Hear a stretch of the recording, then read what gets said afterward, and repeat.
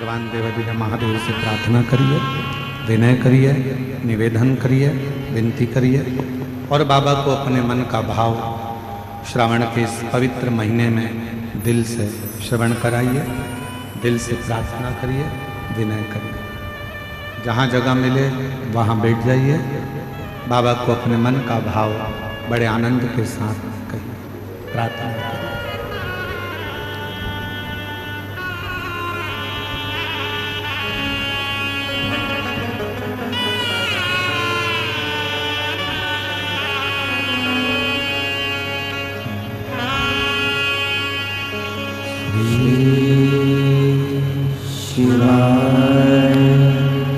नमस्तुभ्यं श्री शिवाय नमस्तुभ्यं श्री शिवाय नमस्तुभ्यं श्री शिवाय नमस्तुभ्यं श्री शिवाय नमस्तुभ्यं। भोला सब दुख काटो हमारा, ओ भोला सब दुख काटो हमारा। शिव शंकर जपो तेरी माला, भोले बाबा जपो तेरी माला। भोला सब दुख काटो हमारा, ओ भोला सब दुख काटो हमारा। वेश है मंगल मंगलकारी, वेश है मंगल मंगलकारी। शमशान वासी हमारा, शमशान वासी हमारा। ओ भोला सब दुख काटो हमारा, ओ भोला सब दुख काटो हमारा।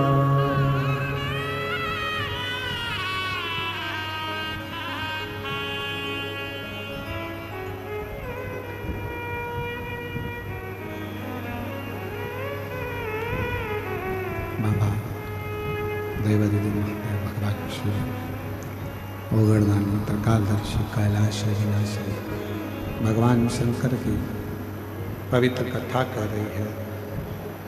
शिव महापुराण की कथा वर्णन कर रही है, शिव कथा कर रही है।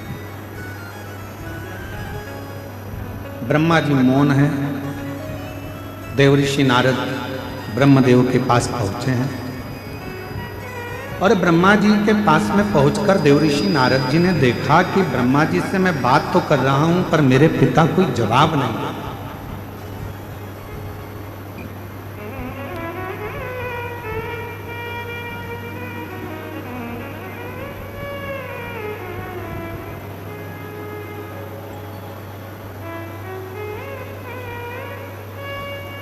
नारद जी ने ब्रह्मा जी से पूछा, पिताजी आप कुछ बोलते क्यों नहीं? आपकी वाणी नहीं सुनी बहुत दिनों से कम कुछ तो बोलिए। ब्रह्मा जी कुछ नहीं कर रहे और तब नारद जी एकदम ब्रह्मा जी के मुख से दो शब्द सुने कि नारद मुझसे बहुत बड़ी गलती हुई, मैं प्रसिद्धि को पाने के चक्कर में मैंने झूठ बोल दिया और झूठ भी बोला तो वो झूठ ऐसा कि मेरा शीश कट गया। शिव महापुराण की कथा कहती है झूठ बोलने का भी समय होता है और बोलना चाहिए, पर कब बोलना चाहिए, कहाँ बोलना चाहिए, कैसे बोलना चाहिए वो भी शिव महापुराण की कथा बताती है। जब कोई गाय कसाई के यहाँ कटने के लिए जा रही हो, वहां खड़े होकर कह दो ये गाय मेरी है और उसको छुड़ा कर ले आओ, तो वो झूठ भी तुम्हारा फलदायी हो जाए। किसी बच्ची के साथ, छोटी सी कन्या के साथ, कोई छोटी सी बेटी के साथ गलत कर्म हो रहा हो और वहां से आप निकल कर जा रहे हो और वो बच्ची पुकार रही हो, किसी के साथ गलत कृत्य हो रहा हो और वहां आप देखो, तुरंत कह दो ये मेरी बेटी है, इसको छोड़ दो, मैं क्षमा मांगता हूं, इसको छोड़ दीजिए, वो धर्म ही हो।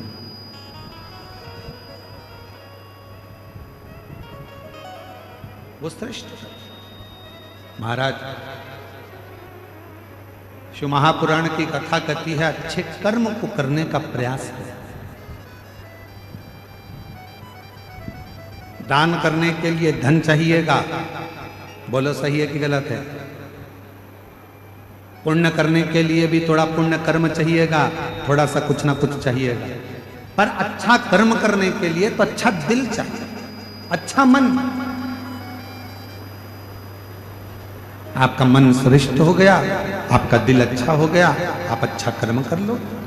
ब्रह्मा जी के मुख से शब्द सुना, सुनते से ही ब्रह्मा जी के मुख से जैसे ही शब्द सुना, सुनते से ही नारद जी एकदम चुप होकर एक जगह पर बैठ गए। बैठे तभी उसी समय पर देवराज इंद्र का आगमन हो गया।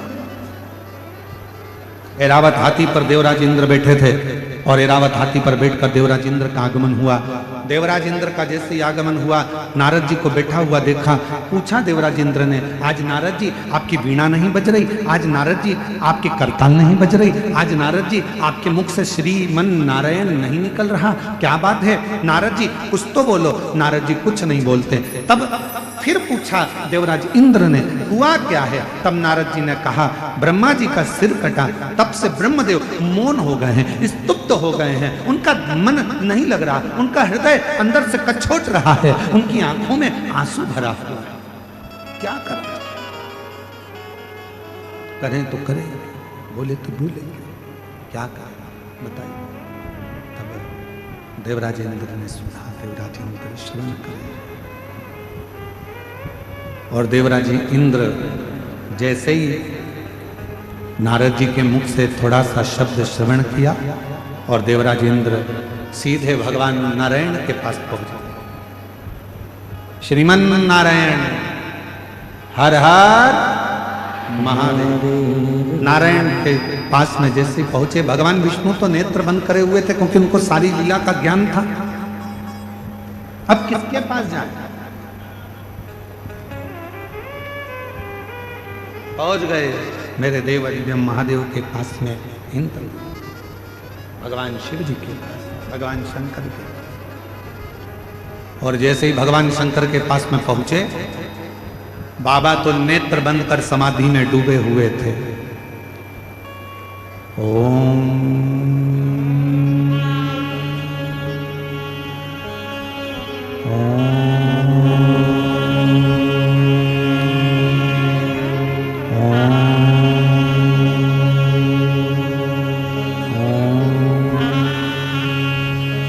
बाबा समाधि में डूबे हुए थे, नेत्र बंद थे।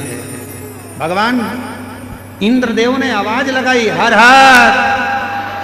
फिर भी भगवान शिव ने नेत्र नहीं खोले। ताली भी बजाई 3 बार, फिर भी भगवान शिव ने नेत्र नहीं खोले। इंद्र को लगा कि जरूर कोई बात बहुत भारी है, इसलिए बाबा नेत्र नहीं खोलते। प्रार्थना करी माँ जगत जननी से, माँ जगदम्बा अम्बा पार्वती जी बेटी विराजमान थी। माँ जगत जननी अम्बा जगदम्बा माँ पार्वती जी से विनय करा, शिवजी नेत्र नहीं खोल रहे हैं, बाबा नेत्र नहीं खोल रहे हैं। और सामने बहुत बड़ी उलझन खड़ी हुई। शिव महापुराण की कथा कहती है, तेरे मंदिर में आना मेरा काम है और मेरी बिगड़ी बनाना तेरा। आप उसके दरवाजे तक एक पत्र है, अच्छा है, देखिए। मेरा नाम पूर्णिमा सोनी है, मैं दुर्ग छत्तीसगढ़ पोल साय पारा की निवासी हूं। मैं सब तरफ से निराश हो चुकी थी। मेरी शादी को 19 साल हो गए थे, परंतु मेरे कोई संतान प्राप्ति नहीं हुई थी। गुरुदेव, जब 19 साल शादी के हो गए, कहीं बैठी हो, मेरा नाम पूर्णिमा सोनी है, मैं दुर्ग छत्तीसगढ़ पोल साय पारा की रहने वाली हूँ। कहीं बैठी हो तो हाथ हिला सकती हैं, और अगर कहीं बैठी हो और बच्चा साथ में हो तो लेकर आ सकती हैं एक बेलपत्र लेने के लिए, अगर कहीं बैठे हो तो। मैं पोल साया पारा की निवासी हूँ, दुर्ग छत्तीसगढ़ की। 19 साल संतान प्राप्ति नहीं हुई, मैं बड़ी दुखी हो गई। तब मेरा भाई सीहोर से रुद्राक्ष ला कर दिया, जिसका जल मैं रोज पीती थी, और फिर बाबा ने ऐसी कृपा कर दी गुरुदेव कि शंकर जी के कृपा से, मैं नहीं जानती क्या शिवजी का जो रुद्राक्ष है सीहोर का, क्या वो रुद्राक्ष इतना फलदायी है? हम कहना चाहेंगे शंकर भगवान की वो पवित्र भूमि कुबरेश्वर धाम, जिस भूमि पर कंकर शंकर की पूजा होती है, वो भूमि कोई साधारण नहीं है। 12 ज्योतिर्लिंग का मध्य केंद्र बिंदु है। वहां बैठकर जो मांगा जाता है, रुद्राक्ष लेकर आया जाता है, वो जीवन का सुख प्रदान करता है, आनंद देता है। और भिलाई छत्तीसगढ़ के सभी श्रोता भाई बहनों से निवेदन करेंगे, जिंदगी में बड़े आनंद के साथ एक बात स्मरण में रखिए, सब दूर से हार जाओ, सब दूर जा जाकर थक जाओ, और कोई साधन आखिरी में नजर ना आए, तब आखिरी में एक बार बाबा कुबरेश्वर की भूमि पर जाकर बैठना, 5 कंकर उठाकर उसका पूजन करना, 1 कंकर लेकर आना, बाबा का रुद्राक्ष मांग कर लाना, और दिल से उसका स्मरण करना, मेरा कुबरेश्वर बाबा तुम्हारी झोली जरूर भर देगा। शिव करुणा जरूर करेगा, शिव कृपा जरूर करेगा। बेटी ने लिखा 19 साल शादी को हो गए थे, संतान नहीं थी। मेरे भाई ने मुझे रुद्राक्ष ला कर दिया सीहोर का, मैं उसको पानी में गलाकर शिवजी को चढ़ाकर उस पानी को पीना प्रारंभ करा, सफेद आंकड़े की जड़ का प्रयोग करा, पंडाल में बैठकर कथा श्रवण करी, और बाबा की कृपा से 10 नवंबर 2024 को बाबा की कृपा से 19 साल के बाद मुझे पुत्र रत्न की प्राप्ति हुई। मैं बाबा को प्रणाम करने, शिव को नमन करने, और तेरी कृपा का क्या है भरोसा, कब किस पर हो जाए, जरा सी हम पर कर दो। एक पत्र और अच्छा आया है। मेरा नाम टिकेश्वरी साहू है, प्रकाश साहू पति का नाम है, करंजा भिलाई जिला दुर्ग छत्तीसगढ़ की निवासी है। गुरुदेव, 9 साल शादी के हो गए थे, 9 साल तक मेरे यहाँ संतान नहीं हुई, और बाबा की कृपा, शिव जी का श्री शिवाय नमस्तुभ्यम मंत्र का जाप, कहीं बैठी हो, डिकेश्वरी साहू, प्रकाश साहू, करंजा भिलाई जिला दुर्ग, आप ही हैं? एक बार हाथ हिला दो, आ जाइए, बेलपत्र लेकर जाइए। सफेद आंकड़े की जड़ का प्रयोग और बाबा की कथा का प्रयोग, पंडाल में बैठकर कथा सुनना, और शिव जी की कृपा ऐसी हुई गुरुदेव कि 17 मार्च 2025 को 9 साल के बाद मेरे घर में संतान की प्राप्ति हुई। मैं बाबा को यहाँ प्रणाम करने के लिए, शिव जी को नमन करने के लिए, एक दिल से करी गई प्रार्थना, दिल से करा गया विनय निवेदन हमारे जीवन को एक आनंद आनंद। शिव कथा कह रही है, भगवान शंकर का चरित्र कराए, शु महापुराण की कथा की। और शंभु शरणे पड़ी मांगू घड़ी रे घड़ी, दुख काटो दया करी दर्शन आपो। शंभो शरण पड़ी मांगो घड़ी रे घड़ी, दुख काटो दया करी दर्शन आपो। शंभो शरण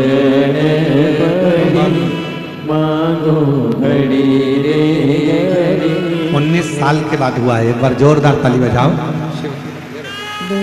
करी दर्शन आपो, शंभो शरण पड़ी, मांगो घड़ी रे घड़ी, दुख काटो, दया करी दर्शन आपो। 19 साल के बाद बाबा ने दिया शिव कृपा। शंकर ब्रह्मा जी मौन है। इंद्रदेव ने शिव जी से प्रार्थना करना चाहिए, पर शिव जी भी साधना में लीन, भगवान शंकर भी साधना में लीन। साधना कोई जवाब नहीं मिला। वापिस इंद्रदेव ने आवाज लगाई, हर हर, फिर भी शिव जी के नेत्र नहीं खुले।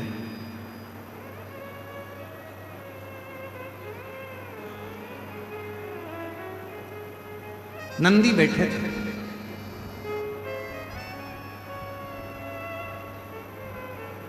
और नंदी को बैठा हुआ देखकर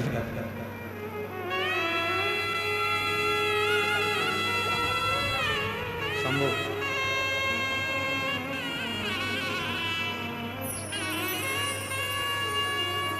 शंभो शंभो 17 मार्च 2025 को जन्म लिया है। 9 साल के बाद हुआ है। एक बार जोरदार ताली बजाकर स्वागत।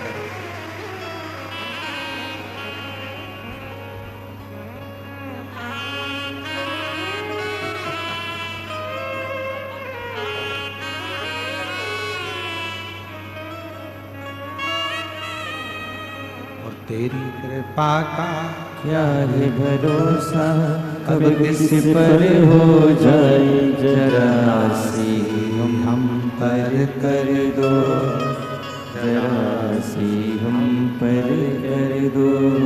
शिव करुणा सा शब्द नहीं निकले। नंदी बैठे थे, इंद्रदेव ने प्रणाम किया है नंदी,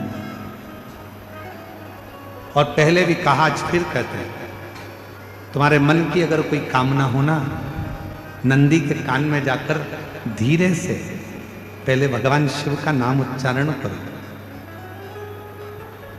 ओम नमः शिवाय बोलो तो ओम नमः शिवाय, नमः शिवाय बोलो तो नमः शिवाय, श्री शिवाय नमस्तुभ्यम बोलो तो श्री शिवाय नमस्तुभ्यम। नंदी के कान में कैसे कहना चाहिए आप लोगों को मालूम है कुछ?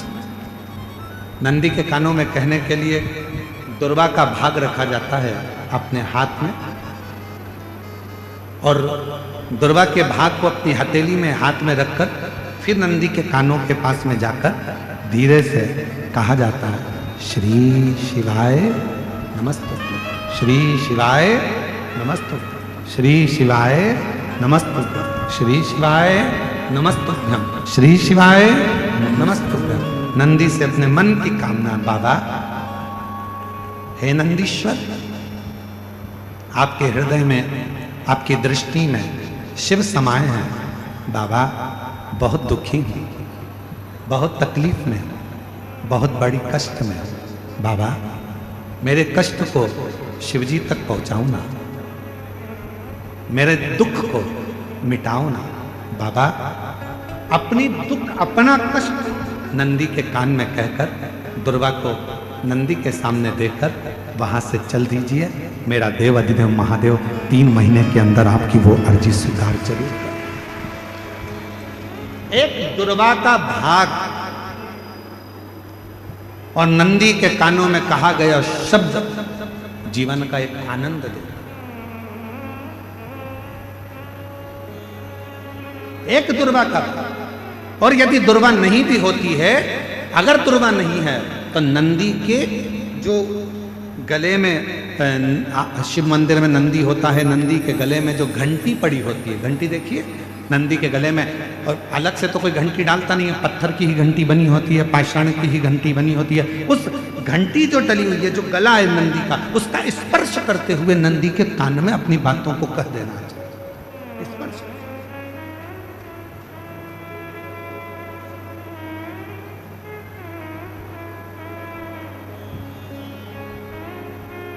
जब हम अपनी मन की कामना भगवान नंदीश्वर को कहते हैं, दिल से प्रार्थना करते हैं, वो सुनते हैं।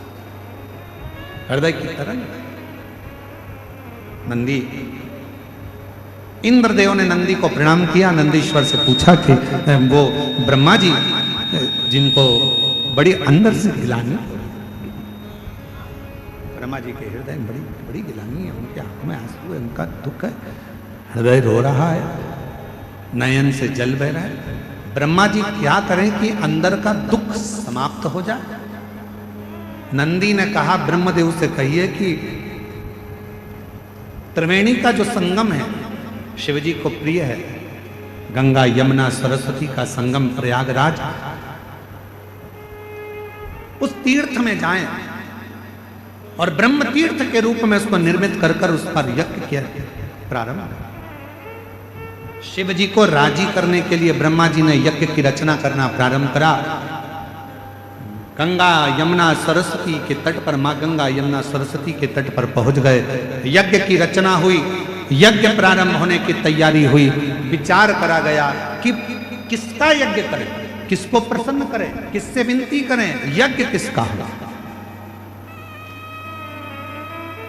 तब ब्रह्मा जी ने देवताओं से पूछा, देवता कुछ बोले नहीं। भगवान नारायण से पूछा, नारायण कुछ नहीं बोले। तो ब्रह्मा जी के मन में भाव आया, मैं अपने पुत्र देवऋषि नारद से पूछता हूँ यज्ञ किसका करा जाए। देवऋषि नारद ने अपने मन में भाव रखा तो अपने भांजे पर्वत मुनि से पूछा। पर्वत मुनि ने जाकर सीधे तुमरुका जी से पूछा कि ब्रह्मा जी यज्ञ करना चाहते हैं, कौन सा यज्ञ करें। पर्वत मुनि के बात सुनकर तुमरुका जी ने अपने मुख से कह दिया कि ब्रह्मा जी से कहो कि रुद्र को प्रसन्न करने के लिए, शिव को प्रसन्न करने के लिए कोई युद्ध, रुद्र यज्ञ का एक आनंदमय रूप धारण किया। महाराज, पृथ्वी पर दुनिया का पहला यज्ञ था जो भगवान ब्रह्मा जी ने भगवान शिव को प्रसन्न करने के लिए किया। दुनिया का प्रथम यज्ञ, और कहां हुआ था तो कहा प्रयागराज की पवित्र धरा पे हुआ, त्रिवेणी के संगम पर हुआ। अब ब्रह्मा जी यज्ञ करने को तो तैयार हो गए, पर रुद्र को प्रसन्न करने के लिए शंकर का होना जरूरी है। शिव जी तो समाधि में लीन है, शंकर का प्रतिबिंब कुछ रखा जाएगा। ब्रह्मा जी चले गए कैलाश, कैलाश पर जाकर देखा तो भगवान शिव तो समाधि में लीन थे।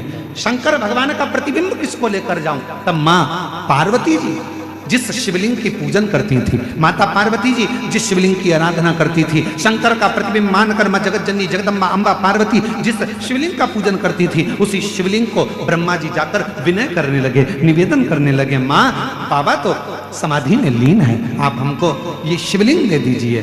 पार्वती जी ने कहा, ये तो वो शिवलिंग है जिसकी आराधना मैं करती हूं, जिसकी साधना में करती हूं, जिसकी पूजन में करती हूं, और आप वो शिवलिंग मांग रहे हैं।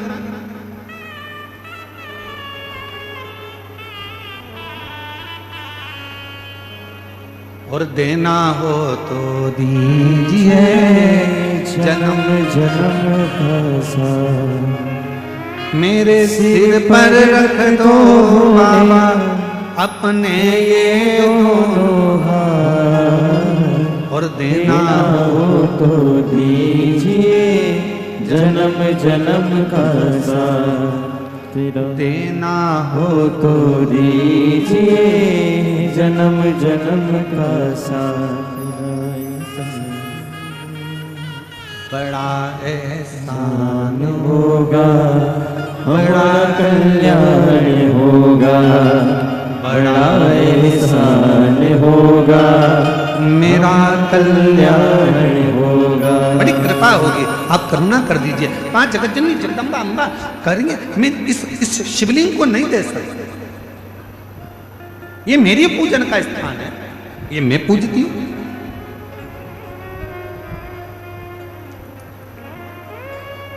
ए मेरी जीजियों, मेरे जीजाओं, मेरी बेटियों बेटाओं, मेरे माताओं, मेरे भाई, मेरे बुजुर्ग माता पिता तुल्य विराजमान हो, आप सबसे निवेदन करूंगा, सास की प्रॉपर्टी का हिस्सा हो, ससुर की प्रॉपर्टी का हिस्सा हो, सास के कपड़ों का हिस्सा हो, सास ससुर के जेवर का हिस्सा हो, सबके हिस्से हो।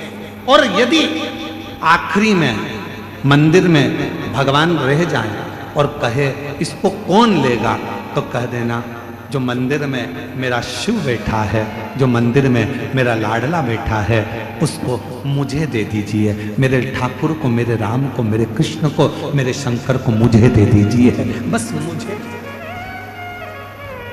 लोग कहते हैं कि मंदिर में, लोग कहते हैं हमारे यहाँ महाराज जी ऐसा मंदिर है, हमारे गांव में ऐसा मंदिर है, 100 साल पुराना है, हमारे गांव में मंदिर है 50 साल पुराना है, हमारे गांव में मंदिर है 30 साल पुराना है। बोलो बोलो, बोलते कि नहीं बोलते?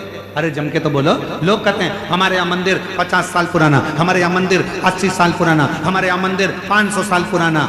मेरा निवेदन है, तुम उस मंदिर को देखने के लिए जाते हो, दर्शन के लिए जाते हो कि ये 50 साल पुराना है, 60 साल पुराना है, 100 साल पुराना है। उसी तरह जैसे पुराना मंदिर प्रसिद्धि का केंद्र होता है, कुछ वर देने वाला होता है, उसी तरह हमारे घर में हमारे सास के हाथ के, ससुर के हाथ के, उनकी सास के हाथ के, उनके ससुर के हाथ के, घर में जो लड्डू गोपाल होते हैं, जो शंकर जी होते हैं, जो गणेश जी की मूर्ति होती है, जो हमारे घर में भगवान होते हैं, वो भी 100, 150, 200 साल पुराने होते हैं।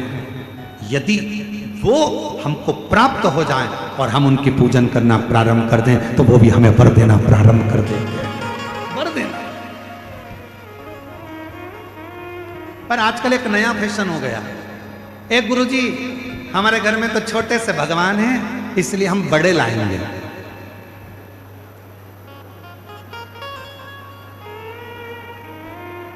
अब घूमने गई मंदिर, कहीं तीर्थ में चली गई, वहां से घर में थे इतने से लड्डू गोपाल और ये बाजार से ले आई इतने बड़े लड्डू गोपाल। घर में थे इतने बड़े शंकर जी, बाजार जाकर ले आई इतने बड़े शंकर जी। घर में थी इतनी बड़ी कुल देवी, बाजार जाकर ले आई इतनी बड़ी कुल देवी। ईमानदारी से बोलो, जम के जरा सावधानी से ध्यान रखकर बोलना। जरूरी नहीं कि बड़ी गोली ही असर करेगी, कभी कभी छोटी सी गोली भी पेट दुखने की पेट बंद कर देती है, और कभी कभी छोटी सी गोली जुलाब की हिला हिला देती है। महाराज, भगवान ना कभी छोटा होता है, भगवान ना कभी बड़ा होता है, भगवान तो भक्त के भाव से बड़ा और छोटा होता है। भाव भगत के वश में है भगवान, भगत के वश में है भगवान। भगत बिना ये कुछ भी नहीं है, भगत बिना ये कुछ भी नहीं है। भगत की जान भगत के वश में है भगवान, भगत के वश में है भगवान। शिव भक्तों के वश में। और कितना सुंदर कड़प डाकू मुंह में पानी भरकर शंकर जी पर फेंक रहा है और शिव जी मुस्कुरा रहे हैं। कड़प डाकू पशु मार मांस लाकर भोग रख दिया, शिव मुस्कुरा रहे हैं। कड़प डाकू पांव से भगवान के पास रखे हुए पुष्प को हटा रहा है, शिव जी प्रसन्न हो रहे हैं। भगत डमरू वाले के, भगवान शिव के भक्त, भगवान शंकर के भक्त कड़प अलमस्त है। ऊपर चढ़ा हुआ भील बेलपत्र के पेड़ पर हिरण को ढूंढ रहा है, साधने के लिए, मारने के लिए तैयार खड़ा है, और छाजल में से पानी नीचे गिर रहा है शंकर के ऊपर। पांव से छाजल हिल रही है और पानी नीचे गिर रहा है। लोग कहते हैं शिव पर पांव का पानी, लोग कहते हैं ऐसा पानी, लोग कहते वैसा पानी। मेरा शंकर मुस्कुरा रहा है। भगत डमरू वाले की रोज काशी में डोले, भोले को लल्ला समझे, भोले को लल्ला बोले। प्यार करने वो लागी शिव से, प्यार करने वो लागी शिव से, अपने पिता समान। भगत के वश में है भगवान, भगत के वश में है भगवान, भगत के वश में है भगवान। भगत बिना ये कुछ भी नहीं है। सुन लो भिलाई वालों, सुन लो ए छत्तीसगढ़ वालों और सुन लो सारे संसार वालों, भगवान को रिझाने के लिए आडंबर नहीं, दिखावा नहीं, भगवान को रिझाने के लिए तो केवल तुम्हारा शुद्ध भाव, निर्मल मन, सो मोहि पावा और मोहि छल छिद्र कपट ना भावा। भगवान को केवल तुम्हारा शुद्ध भाव। भगत डमरू वाले के नित काशी में डोले, शिव को नंदी बोले, नंदी को शिव ही बोले, शिव को नंदी बोले, नंदी को शिव जी बोले।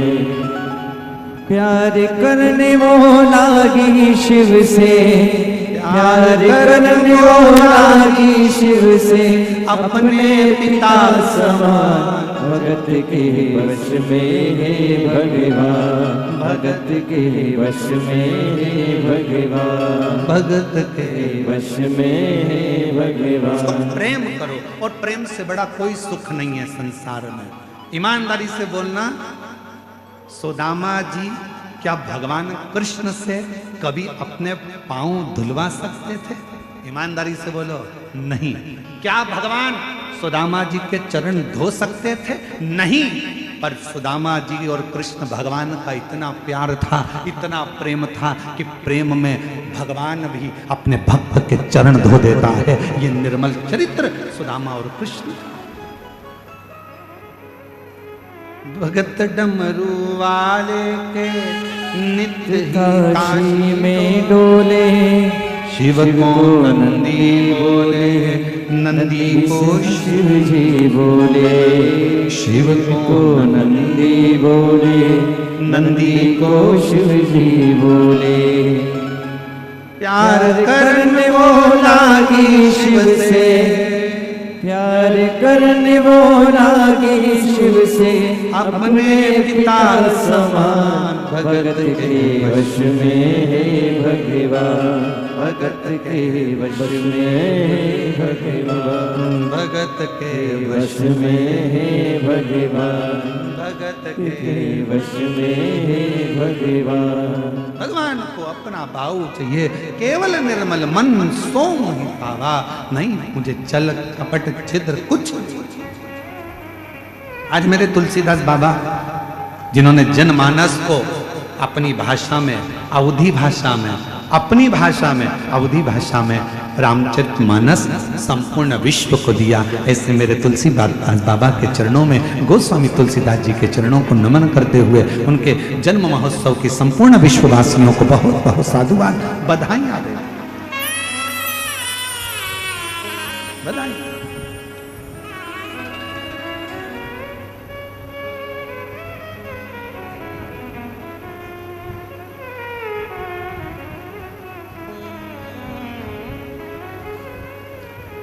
कितनी सुंदर, अगर रामचरितमानस नहीं मिलती तो जनमानस को क्या, अवधी भाषा में, साधारण भाषा में जनमानस के कल्याण के लिए।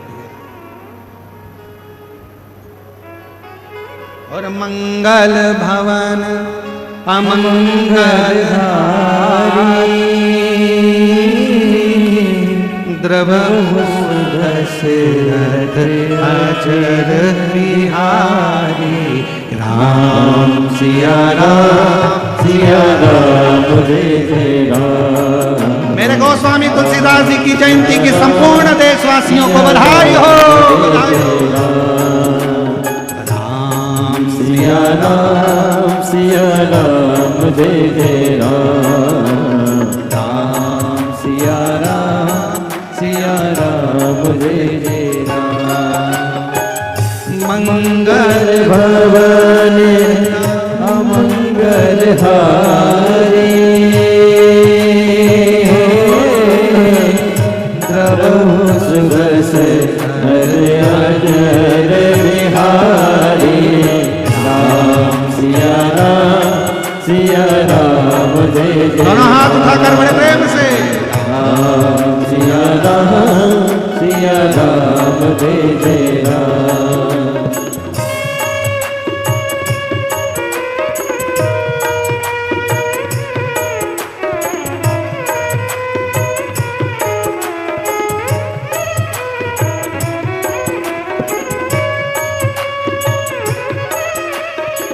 सब बोलो बड़े बड़े से आनंद के साथ।